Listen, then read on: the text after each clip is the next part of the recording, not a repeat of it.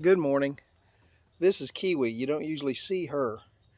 Usually it's Peanut up here, but Kiwi decided to join in the party today. She gets a little insistent about being petted, and if you don't pet her, she kind of takes a swipe at you sometimes.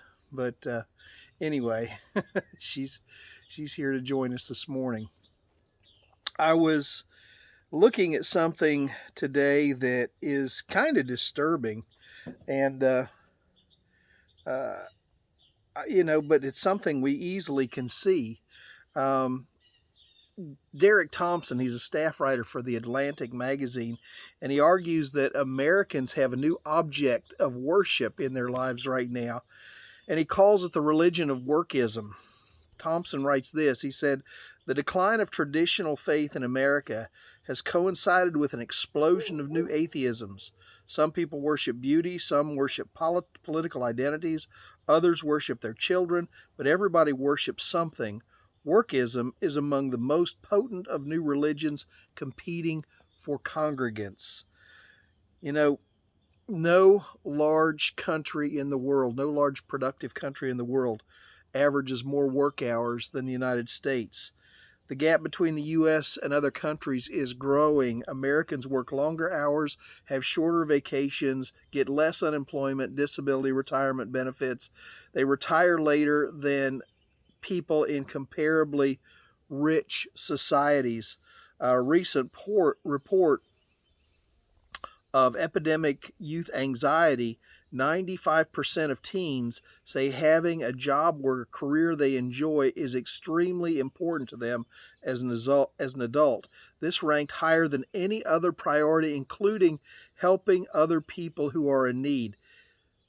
It's a I don't know how we got here. I don't know how we got to the point where we think that the most important thing in our lives is how many hours we work, how much money we can accumulate, how many things we can accumulate. You know, I think Jesus knew this was going to be a part of the problem, and he tried to address it in Scripture. In Matthew chapter 6, starting in verse 19, he says, "Don't store up for yourselves treasures on earth, where moth and vermin destroy, and where thieves break in and steal.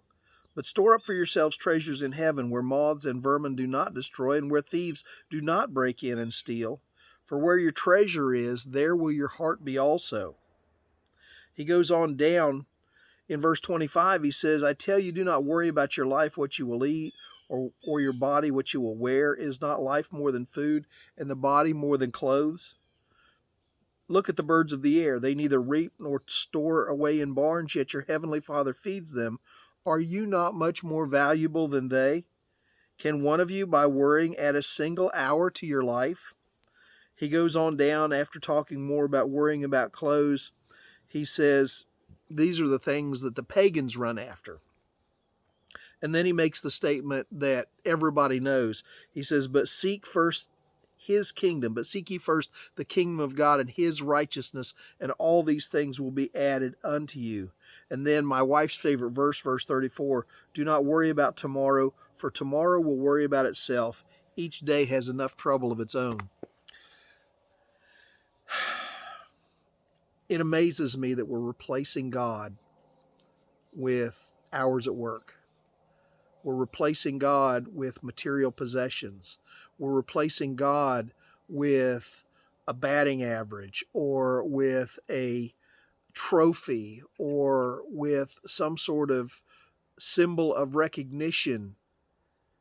We're replacing God with things that are so temporary and don't last, and they don't satisfy because we keep running after them more and more and more, trying to find that satisfaction that we never find.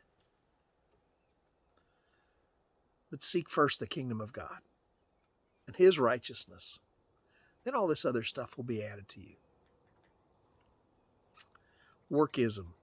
It's a sad substitute for Christ. I hope you have a good day today. God bless you in all that you do.